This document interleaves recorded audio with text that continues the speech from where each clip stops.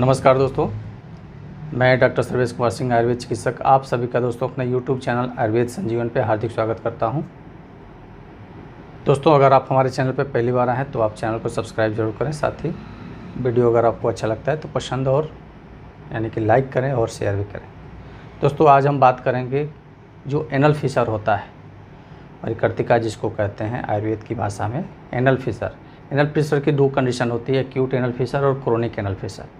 Acute anal fissure जो होता है, जो अभी तत्काल में हुआ है, उसमें तुरंत ऑपरेशन की कोई नीड नहीं होती है। लेकिन अगर वही रोग पुराना हो जाता है तो उसी को क्रोनिक एनल फिशर कहते हैं। आप क्रोनिक एनल फिशर के बारे में अगर जानना चाहते हैं क्या है तो उसका वीडियो अपलोड है, आप उसको देख सकते हैं। क्रोनिक एनल फिशर में ऑपरेशन कब ज़रूरी होता है, सबसे महत्वपूर्ण है इस चीज़ को समझना, क्योंकि अमूमन हमारे सेंटर पे ऐसे मरीज आते रहते हैं, पुराने क्रोनिक एनल फिशर के, एक्यूट एनल फिशर के भी और क्रोनिक एनल फिशर के भी। तो सवाल यही रहता है कि ऑपरेशन हम कब कराएं। मरीज़ कंफ्यूज रहता है कि ऑपरेशन कराएं ना कराएं। ऐसी स्थिति में आगे चल के थोड़ा डिले भी हो जाता है, यानी कि थोड़ी सी देरी हो जाती है। उस देरी की वजह से इंटरनली इन्फेक्शन हो करके एनल फिस्टुला हो जाता है अधिकतर मरीज, यानी कि भगंदर में तब्दील हो जाता है आपका वो क्रोनिक एनल फिशर से इन्फेक्शन हो करके। तो सबसे महत्वपूर्ण इस चीज़ को समझना कि आप अगर क्रोनिक एनल फिशर से ग्रसित हैं तो उसका ऑपरेशन कब ज़रूरी है, यानी कि आप तय कर पाएँ कि अब हमें ऑपरेशन करा लेना चाहिए। इसी के बारे में दोस्तों हम बात करेंगे आज।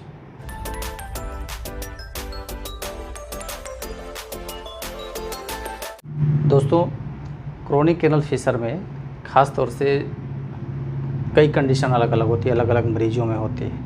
एनल स्पाज उसमें एक पहला कारण होता है, यानी कि शौच का जो रास्ता होता है वो लगता है कि एकदम सकरा हो गया है, टाइट हो गया है, खुल नहीं रहा है। जहाँ पे आप अगर औषधि लगाते हैं, यानी कि फिंगर से अगर आप दवा लगाते हैं अपने गुदाद्वार में, तो दवा प्रॉपर नहीं लग पाती और आपके उस एक जो इंडेक्स फिंगर है, पतली उंगली है, ये भी कष्ट से जाती है और करते समय तकलीफ़ का महसूस होता है। यानी कि अगर ये आराम से जा रही है तो ऐसी स्थिति में नहीं, लेकिन अगर कष्ट महसूस हो रहा है कि ये फिंगर से दवा लगाने में टाइट लग रहा है, तो ऐसी स्थिति में ऑपरेशन की कंडीशन आ जाती है। दूसरा है दोस्तों, अगर उस एरिया में सेकेंडरी पाइल्स जो होती हैं, यानी कि खासतौर से जो सेंटिनल टैग होते हैं, वो ज़्यादा बढ़ जाते हैं। कभी कभी इंटीरियर फिश और पोस्टीरियर, यानी कि ऊपर की ओर और पीछे की ओर, दोनों भागों में ये मस्से डेवलप हो जाते हैं, जिससे कि गुदामार्ग आपका कवर होना शुरू हो जाता है, ढकना शुरू हो जाता है। तो ऐसी स्थिति में क्या होता है कि शौच आते समय और तकलीफ़ होती है। एनल संकुचन तो होता है, यानी कि गुदामार्ग का संकुचन तो प्राइमरी चीज़ होती है, यानी कि किसी भी मरीज़ का जो एनल फिशर कंडीशन हो तो उसमें एनल स्पाज्म होगा ही होगा। तो दूसरी स्थिति उस मस्से की बनती है। अगर उस मस्से से ज़्यादा इरिटेशन हो रही है, तकलीफ़ हो रही है, तो भी आप अपने उस क्रोनिक एनल फिशर की ऑपरेशन करा सकते हैं, खासतौर से क्षार सूत्र द्वारा। अगली जो कारण आता है दोस्तों, फाइब्रोसिस, यानी कि जो घाव होता है क्रोनिक एनल फिशर में, जो सबसे बड़ा काज है, सबसे बड़ा कारण है आपके एनल फिस्टुला कन्वर्ट होने में, भगंदर के कन्वर्ट होने में। तो उसमें क्या होता है, बार बार जब एक ही स्थान पे, यानी कि गुदामार्ग के एक स्थान पे जब बार बार एक जख्म बनता है, घाव बनता है, ठीक होता है, फिर आप इलाज कराते हैं, ठीक होता है, फिर पता चलता है अगले 2 महीने, 3 महीने या 6 महीने के बाद फिर से तकलीफ़ हुई, फिर से घाव बनता है, फिर आप इलाज कराते हैं, ठीक होते हैं, यानी कि एक कंडीशन कई बार जब दोहराती है तो ऐसी स्थिति में वहाँ के जो म्यूकोसा लेयर होती है, जो म्यूकस मेम्ब्रेन होती है, वो क्षति होती है।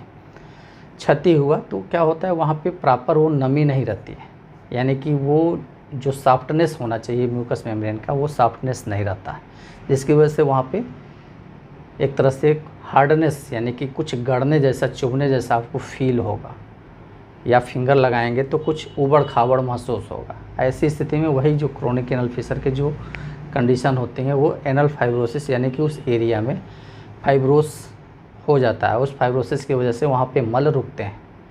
शौच स्वाभाविक है, आपको 24 घंटे में 1 से 2 बार जाना है। जब मल उस इरिटेटिंग एरिया पे, यानी कि जो उबड़ खाबड़ एरिया है, जो फाइब्रोसिस हुई है, वहाँ पे जो जख्म बना है, वहाँ पे अगर मल रुकेगा तो वो इन्फेक्शन करेगा, संक्रमण करेगा। बॉडी इम्यूनिटी है, रख रखाव है, साफ़ सफाई है, आप कैसे उसको मेंटेन करते हैं। अब ऐसी स्थिति में थोड़ा सा डिले हो सकता है, लेकिन आगे चल के वहाँ पे ज़रूर पस फॉर्मेशन होना शुरू हो जाएगा, यानी कि जो एनल फिस्टुला की जो शुरुआती कंडीशन है जहाँ पे पस फॉर्मेशन शुरू हो जाएगा और फिर वहाँ पे भी अगर आप तुरंत जल्दी चिकित्सा नहीं कराए तो वो फिर क्या होगा, कन्वर्ट होने लगेगा एनल फिस्टुला में, यानी कि अपना इन्फेक्शन वो भीतर भीतर फैला करके भगंदर बना लेगा। तो वहाँ पे फिर तब जाके आप ऑपरेशन कराएंगे। तो जो क्रोनिक एनल फिशर की जो फाइब्रोसिस है, जहाँ पे आपको लगे कि बराबर हमको गड़ने जैसा लग रहा है या बार बार परेशानी हो रही है, और वहाँ की जो कंडीशन है आप खुद महसूस करने लगेंगे कि नहीं, हम कंफर्ट नहीं है चलने में फिरने में, ख़ासतौर से सिटिंग समय, यानी कि आप बैठते हैं तो उस दौरान आप अनकंफर्ट फील करते हैं, यानी कि आपकी जो मनोवृत्ति होती है आप खुद अंदर से एहसास कर लेते हैं कि नहीं दिक्कत है। अगर गाड़ी चलाते हैं तो दिक्कत होती है। ऐसी स्थिति में जो एनल फाइब्रोसिस वहाँ पे ज़्यादा हो जाता है क्रोनिक एनल फिशर की कंडीशन में, तो आपको वहाँ पे क्षार सूत्र से एनल फिशर की, उस क्रोनिक एनल फिशर की चिकित्सा ज़रूर करा लेनी है। सबसे महत्वपूर्ण है ये समझना। इसीलिए दोस्तों आज का जो वीडियो हमने आपके सामने ये लाया है, ये विषय लाया है इसी जानकारी के लिए, क्योंकि काफ़ी मरीज़ जो एनल फिशर के हैं वो कंफ्यूज हैं कि हम कब ऑपरेशन कराएं कब नहीं कराएं। पता चलता है आगे चल के भगंदर बन गया, उसके बाद जब ऑपरेशन कराते हैं तो फिर अलग दशा हो जाती है। क्रोनिक एनल फिशर का जब आप क्षार सूत्र द्वारा अगर ऑपरेशन कराते हैं, क्लोज पोस्टीरियर स्पेक्ट्रोटॉमी उसको बोलते हैं, अधिकतर चिकित्सक इस प्रक्रिया को परफॉर्म करते हैं और बेहतर तरीके से परफॉर्म करते हैं, जहाँ पे आपके उस गुदामार्ग की क्षति नहीं होती। बाकी जब आप चिकित्सक से कंसल्ट करते हैं, मिलते हैं, तो चिकित्सक तय करते हैं कि आपके लिए वो प्रक्रिया ज़रूरी है कि मैनुअल डायलेशन और नॉर्मली क्षार जो होता है उसके लेपन से, यानी कि उसकी फाइब्रोसिस को क्रश करके सफाई करके क्षार सूत्र से ही, क्षार कर्म उसको बोलते हैं, यानी कि केवल क्षार द्वारा ही उसकी सफाई होकर आपका वो घाव ठीक हो सकता है, या फिर क्षार सूत्र से एप्लीकेशन होगा या फिर LIS करना पड़ेगा, ये चिकित्सक तय करेंगे। लेकिन सबसे ज़्यादा कंडीशन, सबसे ज़्यादा बेहतर उपाय है वो क्षार सूत्र यानी कि क्षार द्वारा ही है। इसलिए दोस्तों आप अपने क्रोनिक एनल फिशर को समझें, उस प्रकार के घाव को समझें, और चिकित्सक के परामर्श के हिसाब से, अगर चिकित्सक कह रहे हैं कि आपको प्रोसेस करा लेना चाहिए तो वहाँ पे बहुत ज़्यादा सवाल करने की ज़रूरत नहीं, क्योंकि अगर आप एक्स्ट्रा 1-2 बार और सवाल करेंगे कि सब दवाइया से मेंटेन कर लिए, दवा से तो मेंटेन हो जाएगा, लेकिन आगे चल के अगर वो कहीं दूसरे रोग के रूप में कन्वर्ट हो जाता है तो दिक्कत हो जाती है। ठीक है, 1-2 बार प्रयास जैसे हो सकता है कि टाइम पीरियड ना हो या कुछ ऐसी कंडीशन हो जहाँ पे आप तुरंत तत्काल में ऑपरेशन नहीं करा सकते हैं, तो ऐसी स्थिति में कुछ दिनों तक उसको मेंटेन करके, यानी कि उसको रख रखाव करके, साफ़ सफाई करके बचा जा सकता है। क्रोनिक एनल फिशर में सबसे ज़्यादा आवश्यक हो जाता है क्षार सूत्र से चिकित्सा कराना। दोस्तों आज का जो वीडियो है बहुत ही आप लोगों को इससे अच्छा आइडिया लग जाएगा, ख़ासतौर से जो आप क्रोनिक एनल फिशर से ग्रसित हैं कि कब क्या करना है।